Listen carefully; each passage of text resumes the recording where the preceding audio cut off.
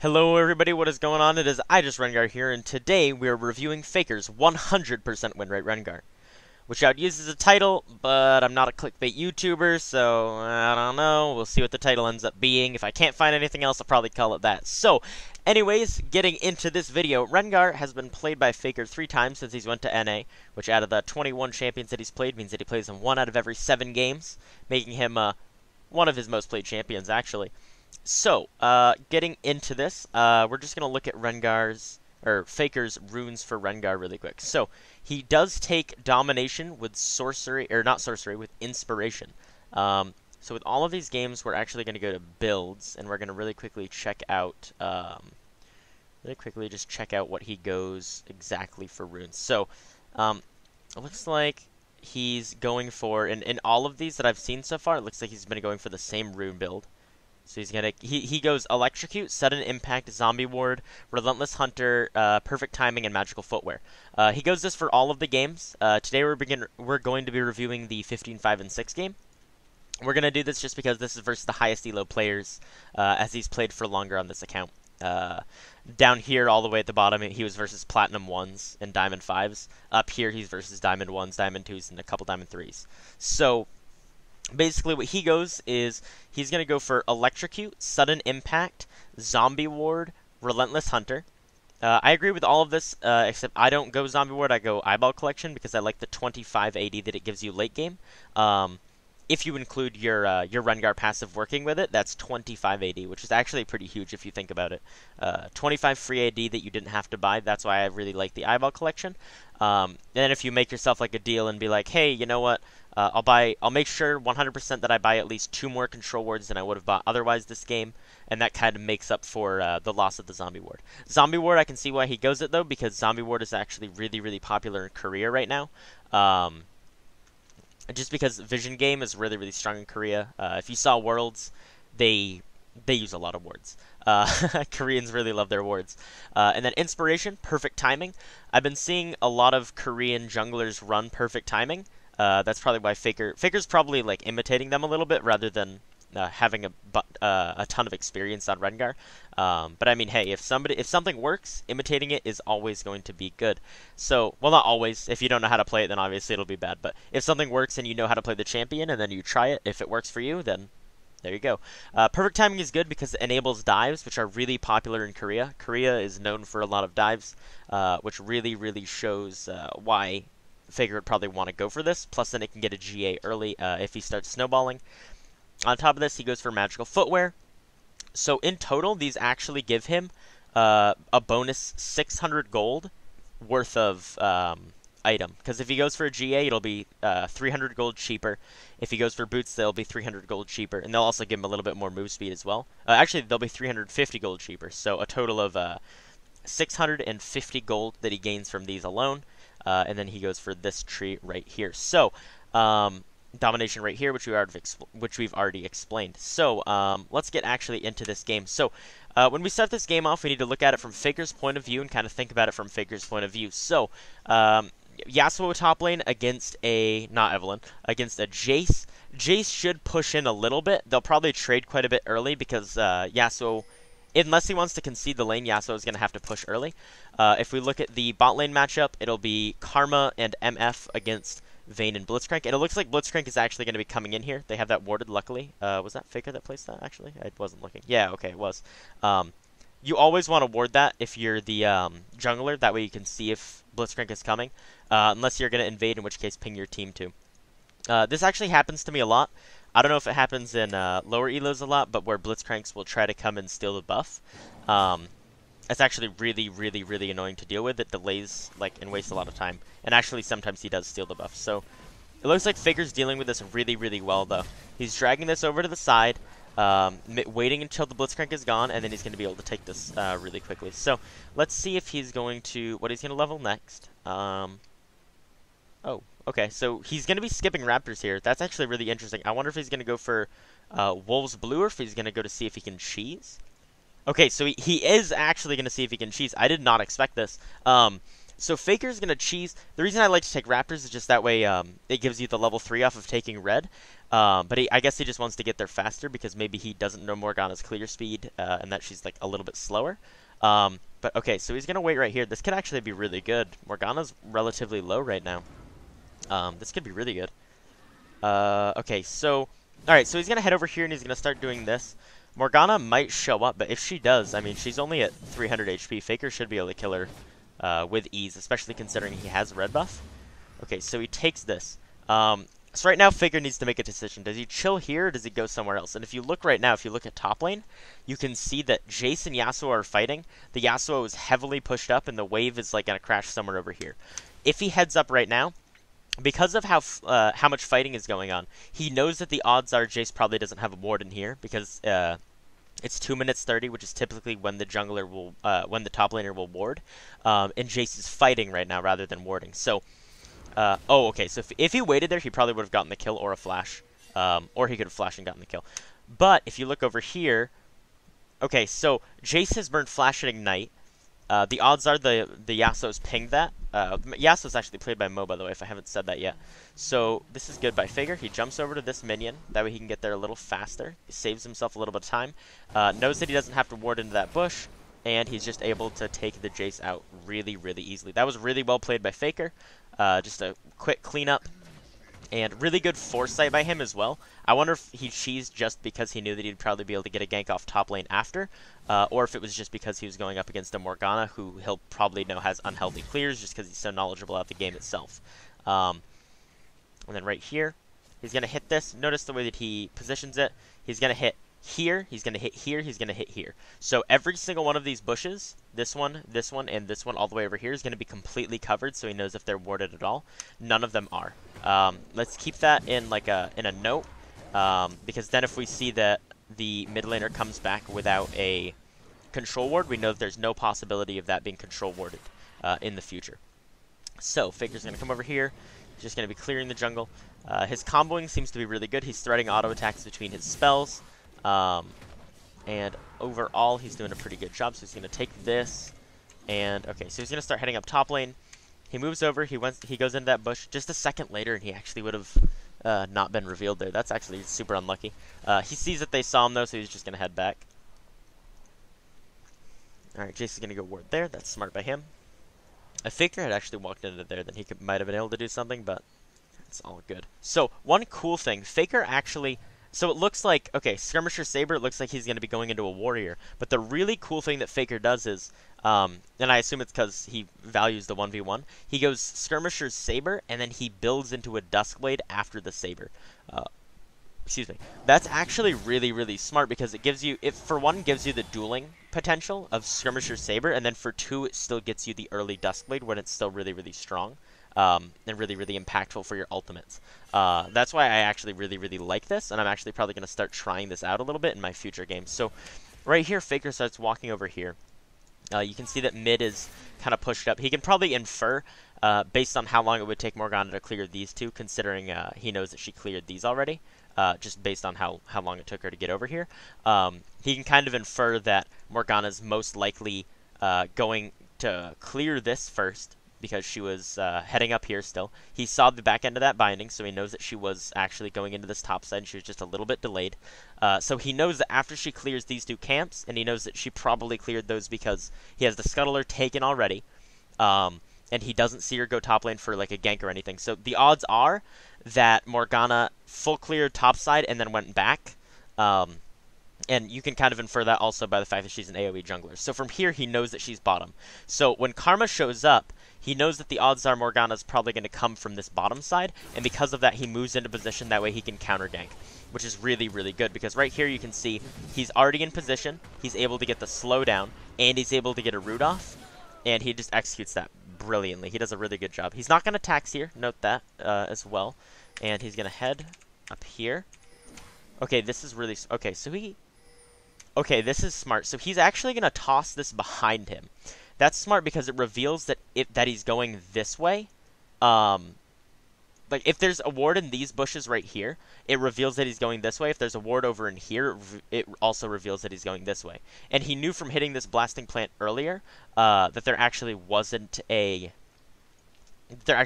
ward on this side. because he did hit a blasting plant earlier, or not a blasting plant, scrying orb earlier. So now he knows, like 99% sure that he's not seen. He heads up through try, and that was just really, really well done. So keep note of that, the scrying orb placement and the way that he looks for wards using the scrying orb. So here, he does miss the E, but he knows that either way Jace is going to have to run away, and he's able to just pick him up really, really cleanly and really easily there. Again, knock-on attacks. So here, he knows that he's stronger than Morgana, because he's 2 levels up on her, and he knows that this is coming up soon because she had cleared it earlier. So he starts heading over here. Okay, now let's see if he's going to Q this to steal them, or if he's going to try to go onto her. So she throws out a really, really early binding, and Faker goes into the bush, and he waits until he can get all the ferocity, and he's able to just pick her up really cleanly. That's very, very well played. Really, really good work from Faker there. Just going to come up here, take this. Evelyn tosses out a thing. It's not going to do anything. Tosses out a thing, not going to do anything. Really great vocabulary words from me here. He is going to smite this and clear it as fast as possible. He's not 6 yet, but he's actually kind of close to level 6, which will be good for if he's going to gank top lane. Looks like he's not. Just going to head back here. Does he keep heading back? No. Okay, so he starts to stay a little more. So at this point, he knows that Jace is pushed up, and that if he comes from right here, so, like, if you were to come from, so let's do, like, a little example. If he were to come from right here, Jace would have from here to react. If he were to come from right here, Jace would have from here to react to the same exact thing as if Faker were to come from right here. So, the amount of time that Faker reduces from here to here is like 4 seconds, from here to here is like 3.5 seconds. So, Faker literally takes off 3.5 seconds worth of Jace's reaction time to this gank by ganking from up here. Which is why taking this plant and going over can be really valuable for ganking top lane. And because of this, Yasuo already has a level lead, who's actually played by Mo. Mo actually has a level lead already because of previous ganks, and because Fakers like generously gave over the CS and all the experience. And so because of that, he's able to come top. Mo has a level lead, and then he's able to just pick that up really, really easily. So far the game's snowballing really, really well. Fakers actually 5-0. I wonder if he got the assist instead, if he would have taxed or anything. I'm not sure. But he does go over here, and he is just going to be clearing his jungle. Standard stuff. He is level 6, so he's probably going to want to use his ultimate soon somewhere to impact the map. Okay, so he starts heading over to farm. He sees that people are starting to go and pressure Mo, and he instantly diverts himself to go over and help. He even steps into there and then starts walking up when he sees that they're actually still going onto him. So he ultis here. That way he can get maximum speed. So he does go onto the Blitzcrank for the critical, and he actually roots. That way he can kind of guarantee the extra damage from the Yasuo and from himself. So that's really smart, really well played.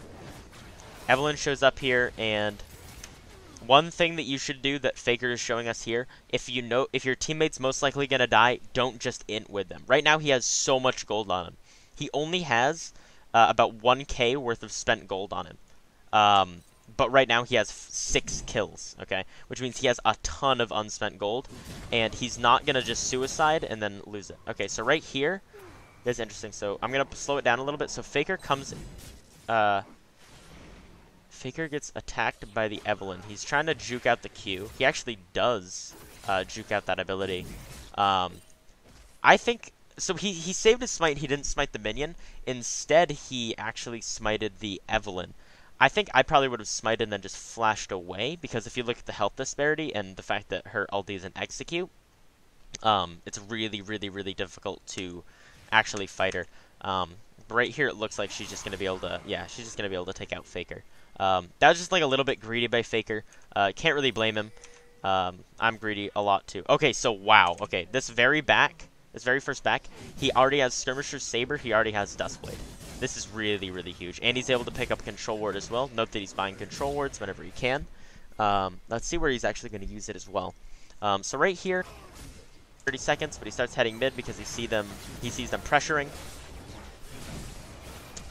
And what is this? So right here, let's just watch this again really quick. So he goes over, gets that really great play. Okay, and then Faker gets hit by the thing. He does actually... Okay, that was nice. That was actually pretty clean by him. That was a good bola. And then he's able to come up over here. So, instead of not doing anything, he saw that 3 of them were overextending to go for her. And he also knew that Vladimir has, like, the slow with his pool, like a slight slow with that. So he moves over, knowing that these 2 are coming, and that he can put down some pressure. So he goes there. They end up getting a kill because of it. And he places the ward right here. That's good because it reveals over here, reveals over here. Somebody's going to go for that blasting plant. So right here, Faker's chilling right here. He has his ulti on. Rather than running through and trying to go for this kind of like Hail Mary onto the Evelynn, he assassinates the backline and then just gets out. Oh, that's a little awkward. I mean, probably just like a misclick. So maybe he fat-fingered it. I know some players that have fat-fingered things in the past. So he... Oh, wow. Okay. That's just... his teammates MIA'd it. I love that feeling. So he's just able to take her out pretty easily. Okay, so here he's going to move over the wall. Not going to land his E, not really going to be able to get much. He's going to be able to take this out, though. He is maxing his W second, good to note. It's also what I do. He's running back here. And... the dream. The legend. Alright, and he is just going to be able to head back here. Oh. He is revealed. Not going to be able to do anything, though, because this turret's not there, so it's really risky for him to try to do anything. Looks like Blitz might get away, or he has flash. Nice. Okay, so he is going to flash and pick that up. Faker's just over here. He's kind of like farming now. He's like, I wanted to go back, but you guys kind of denied me. He's probably going to be looking for that Mountain Dragon coming up soon, just because...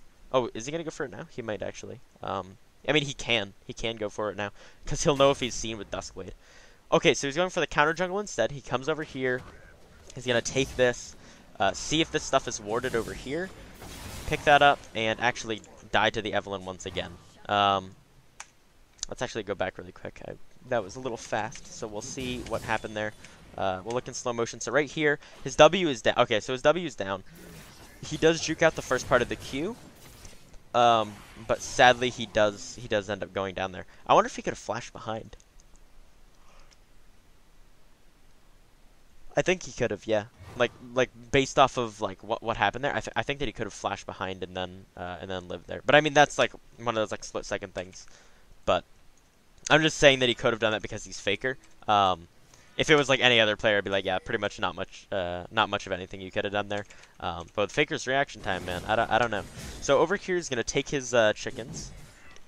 By the way, he is building more lethality. No, okay. He's building... Okay, so he's finishing the Warrior. That's what he did. Okay. He's finishing Warrior, then he's going for Merc Treads, is what it looks like. And he's probably just going Mercs because of their team comp.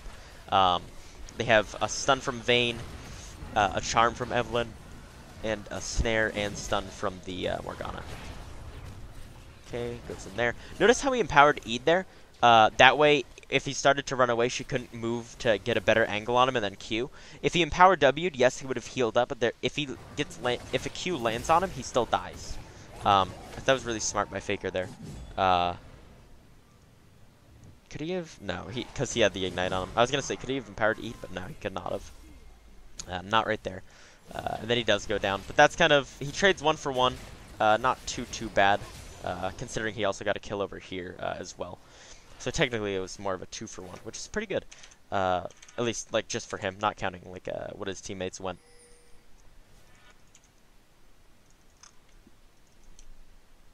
Okay, so like we said before, it looks like he is going to be going for lethality now. Mountain Dragon's still not dead yet. Probably going to want to pick that up soon. I wonder if he's going to give the red away or if he's going to take it for himself. Looks like he is going to take it for himself. I probably would have done the same thing. And by probably, I definitely would have. He heads over here. He knows because of Duskblade if he's seen or not. He's not seen right now. Plus, Karma sweeps this area with this Scrying Orb. Is that what it is? I'm not sure exactly what it's called. What's his name? Tell me. I don't know. I don't know exactly what the name is. But the Vision Plant, I guess you could call it. So he's able to just kind of look over that area, survey it. He's like, okay, not warded. We know that for sure. What can we do from here? So he goes and he just takes it. Now they are up a considerable amount of gold, and Faker's doing pretty well for himself. Look over here. Okay, he's gonna use his ultimate. Not gonna be able to go in here. Okay, let's see. All right, so he's gonna jump in. We're actually gonna like look at the Faker's combo, and we're gonna see how he does how he does this here, because we see that he's going to start going in. So the correct combo for Rengar and the fastest is going to be a jump EWQ or EQW, depending on how you want to do it. There's also actually a jump WEQ that I've tried out a couple times. It's a lot harder than the EWQ, but it's like very, very slightly faster. And I actually like it, but it's really difficult to do. So he E's and QW. Okay, that was beautifully done. He EQWs perfectly. Faker, of course, a really, really, really great player. You can tell that because this isn't even one of his main champions, and he perfectly executes a combo that I've seen a lot of people be like, "What? How do you do the combo? It's like magic." So Faker just doing an absolutely great job. Gonna clear that. And he's gonna counter jungle. So he leaves one up. Kind of take note of that. You only want to leave one up if you don't think that you're gonna be able to go back for it later on. So okay, so important thing to note: he is walking over this. But the reason why is that way he can get to this. So if he takes this, then he misses out on like 80 gold here, by taking that. So he does end up getting all of those because he leaves then rather than giving them all up. So if he takes this, okay, so that's gonna enable him to take this now. And since he takes this, he gets to push onto this as well. And then after this, if he gets like shoved off, he can go and take this after, which I think that it'll do, right? So he doesn't get shoved off. Notice how he's using his Q as an auto attack reset and to build up ferocity. And okay, perfect. So he does actually go and take this after. So he gets an extra, because of the way that he played that right there, he gets an extra 80 gold from those minions because of just the way that he played it, which is really, really, really smart, as we were saying before. So he walks down here, looks like he might back, and then he sees Morgana. She pops up. Again, perfectly executing the combo. Gonna be able to take her out of the game pretty much immediately. Somebody Mia pinks her body, and gonna be pretty good there. So right now, he probably still has a lot of gold on him, as he has just farmed a lot and gotten solo gold from a turret and gotten a couple of kills. So he's gonna ulti here. Let's see what he does for this one. Slow it down. Okay, so instead of Eing in the direction that he was going, he kind of E's a little bit to the side. So that's a little bit of a misplay. He also didn't smite here. I don't know if that was... Okay, so he does smite, but he smites late. I think that... Wait, does he die? He probably dies. Oh my gosh. Okay, so if he had smited just a little bit earlier there, that would have been definitely a kill. I mean, either way, though, still really, really, really close, but it was... He should have been able to just smite a little bit faster there. If he did, then he would have gotten that kill. So let's see what he goes for. Looks like he is going to go for Youmuu's. He's going to complete the Merc Shreds. Definitely going to be really, really good for him. And he's going to go for a longsword. Not sure what that's going to build into. I think this is actually his final build, though. I think this is what he ends the game with, so I guess we'll never know what he's going to build next. Whether it be like a Black Cleaver or a what's it called? Edge of Night. Or if it's something else entirely. If he goes for like a Last Whisper, or...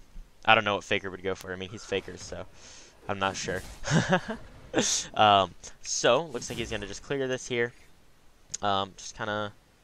Alright, so he heads over here. This is pink, so he's just kind of chilling here. This is a really, really good idea. This is what I like to call like the bot lane tactic, where you wait in a bush bot lane. It's typically this bush when this tower's up, but it can be any bush bot lane. And it's when you just wait bot lane for the ADC to come and get the kill. I just call it the bot lane tactic. I call it the BLT every once in a while. It's like a joke. So she walks into here. Faker sees her, instantly executes a perfect combo, and he actually takes that as well. Really great work from Faker there.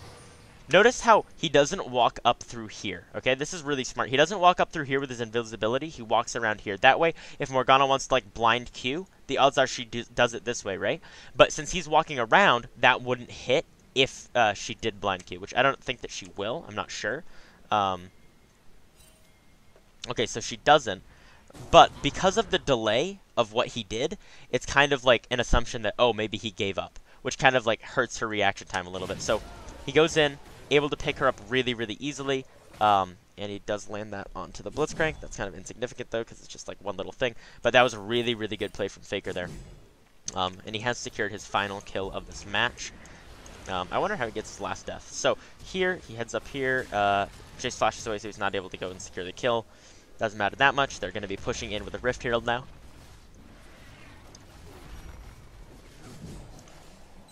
Okay, so this game looks like it's nearing its close. Faker's gonna head over here. So we've learned a lot so far from this game if you think about it. So Faker goes for the best of both worlds by going for just the Skirmisher's Smite first of all, then building the Duskblade, and then because he has the magical footwear, it counteracts because the reason that I go for Duskblade Youmu's like rather than Duskblade Warriors, because with Duskblade Youmu's, the Duskblade and the Youmu's, you don't have to buy boots because of the Youmu's move speed. But the way that he's doing it, he actually doesn't have to buy boots because he doesn't have to buy Youmu's right away because he actually has the movement speed already from the boots that he gets for free at 10 minutes or less depending on how the game's going. So that's really, really, really smart. Now that I'm thinking about it, because that enables him to go for that duelist power without sacrificing movement speed or anything like that, and without sacrificing like the ability to build damage. So he's able to really, really efficiently build his items and more efficiently build his items by going for this path. So that's why I really, really like it. So let's see how we just close out this game. Gonna be able to take this. So it goes, hits her with that. That's a free kill right there. And wonder how. Oh, maybe it just gets pulled in, or nope. Oh wow, that was unlucky. They're gonna go down here and oh, does he dive? Oh my gosh, let's go, dude, please. Also, oh, let's go. Okay, he's able to pick it up. So what did we learn? What does Faker do? So Faker's first priority is always gonna be to gank. Okay, gank / counter gank. So we'll write CJ there. So gank or counter gank is always going to be Faker's first priority from what we've seen off of this. His second priority from what we've seen is going to be counter. Oh, CG. I should put counter jungling. So counter jungling is going to be his second priority, and his third priority is finally going to be farming his own jungle. And then objectives are obviously going to be in kind of like with the ganking / counter jungling. But ganking, counter ganking, objectives, then counter jungling, then farming himself in his own jungle. And the way that he plays, it's a little bit riskier than if you were like just a farm. But if you're like better than the people that you're playing against, or if you just kind of like play smarter for that game, and you kind of like maintain that like mental lead, I guess you could say, by being more intelligent and playing more intelligent, then you can actually win a lot more games doing this style, especially since he built Duelisty with the skirmishers and was able to pressure out that way. So thank you all so much for watching this video. I hope that you learned a lot about how Faker plays Rengar, and what we can learn from it. I hope that I explained it pretty well. Please like and comment. Definitely comment. Tell me if you want to see more stuff like this of high elo Rengar mains from, well, not Rengar mains, Faker's not, but if you want to see high elo Rengar mains, let me know who you'd like to see me review. But yeah, anyways, let me know what you guys would like to see in future videos. By now, my AMA is probably already out. If not, you can still leave comments if it's not out yet, and I will try to get it added in. Aside from that, I hope that you all have a wonderful day. Please comment more. I love comments. I respond to every single one. Thank you all so much for watching.